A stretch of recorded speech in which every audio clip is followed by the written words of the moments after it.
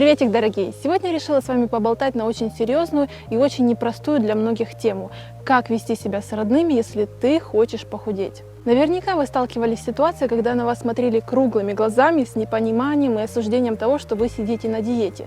Ведь зачем? Ты же станешь анорексичкой. И вообще, зачем тебе этот пресс? И вообще, фу, как ты можешь есть эту куриную грудку? Наверняка вы слышали эти слова. И как после этих слов не сорваться? Иногда кажется, что любящие и всегда поддерживающие родственники бывают только в книгах. Но вы никогда не задумывались, почему существуют и образуются такие вот скандалы и ссоры? Может быть, дело в вашем собственном поведении? Итак, давайте рассмотрим различные ситуации, какие они вообще могут быть, и как вам себя вести, чтобы не спровоцировать очередной скандал.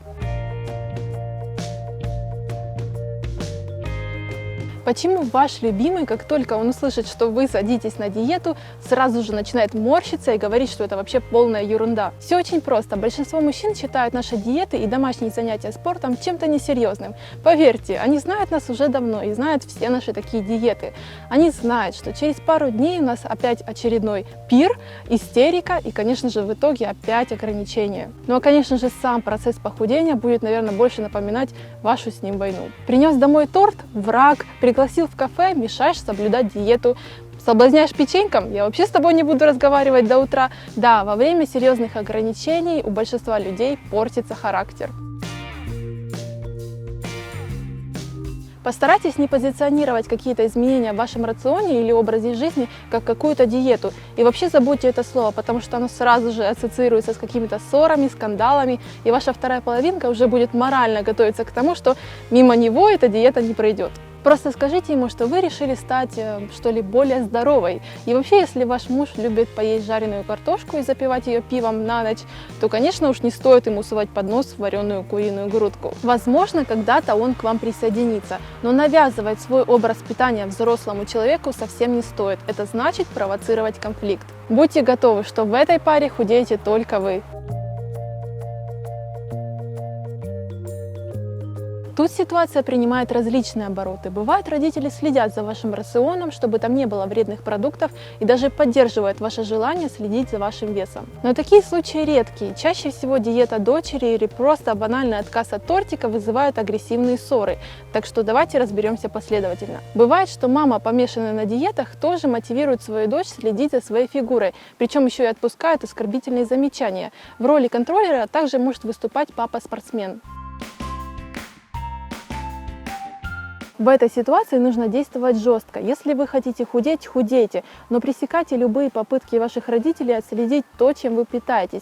Если вы занимаетесь фитнесом, занимайтесь, когда нет никого дома. Спокойным и ровным тоном объясните родителям, что вы взрослая девушка. И если вам нужна поддержка или помощь ваших родителей, то вы об этом попросите. И совсем не стоит обсуждать все, что вы сегодня ели, на каждой семейной встрече. Второй случай, конечно, самый распространенный, ведь наши родители желают нам только добра и хотят, чтобы их ребенок был всегда сыт и здоров. Они считают, что вы занимаетесь полной ерундой и только портите свое здоровье, поэтому нужно срочно вас откормить и вообще прекратить весь этот беспредел. По сути, мы имеем тот же контроль, но только немного с другого ракурса. И чтобы избежать постоянных искушений, нужно действовать радикально.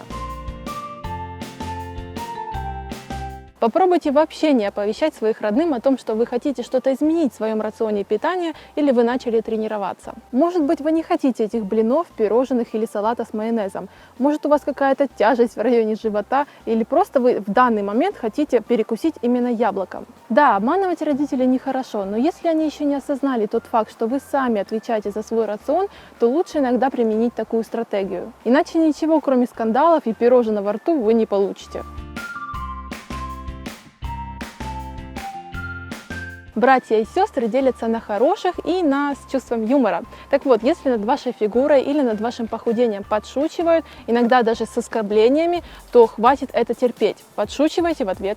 Может быть, тогда ваш брат или сестра почувствуют себя в вашей шкуре. Помните, если вы будете закатывать истерики и искать поддержки, над вами будут издеваться. И не воспринимайте такие слова слишком близко к сердцу, и тогда у вас все получится.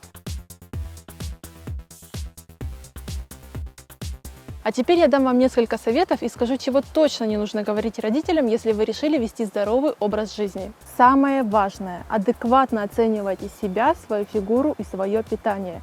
Я сейчас обращаюсь именно к подросткам. Если у вас лишние 2-3 килограмма, уж точно не стоит терроризировать ваших родных и уж точно не стоит садиться на какую-то диету. Вы ведь только начинаете развиваться, и эти 2-3 лишних килограмма точно уйдут, если вы немножечко сделаете ваш образ жизни более активным. И здесь будет правильнее все-таки слушаться ваших родных. Еще одно из самых важных. Прежде чем как обсуждать какую-то диету или какой-то образ питания с вашими родными, будьте сами уверены в том, что этот образ питания вашему здоровью не навредит. Логично, что диета под названием питьевая или жевательная точно не добьется какого-то одобрения от ваших родных, и здесь они будут правы. Ни в коем случае не закатывайте истерики с криками «Я толстая, вы мне не даете похудеть». Это только усугубит вашу ситуацию. Не пытайтесь навязывать родным свой образ питания и уж точно не выбрасывайте всю вредную еду с вашего дома, якобы она вас соблазняет.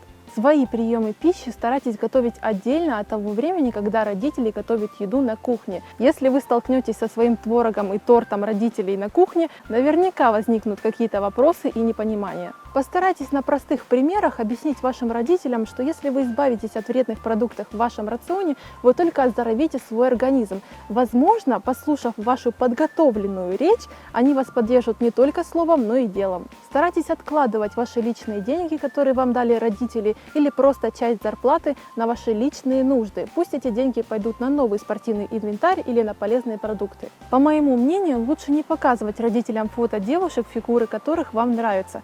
Наверняка они не понравятся им, потому что они покажутся им какими-то перекачанными или очень худыми. Конечно, если на фото тело действительно здоровой, подтянутой девушки, а не какой-то изнеможенный голодом скелет. Единственное, что вам может помочь в вечной борьбе с непониманием, это стать самостоятельной в ваших решениях, в ваших возможностях, как физических, так и финансовых. Возможно, на это понадобится много времени и много нервов, но если вы действительно уверены в том, что вам нужно менять свой образ жизни, то все зависит только от вас. Мне и моим подписчикам будет очень интересно услышать ваши истории противостояния с вашими родными, какая ситуация у вас сложилась, как повели себя ваши родственники и что из этого получилось. Пишите ваши истории в комментариях, я думаю, очень многим будет интересно и полезно почитать, и возможно мы дадим вам какой-то отдельный совет. А я вам желаю терпения, настойчивости, всем удачи, пока!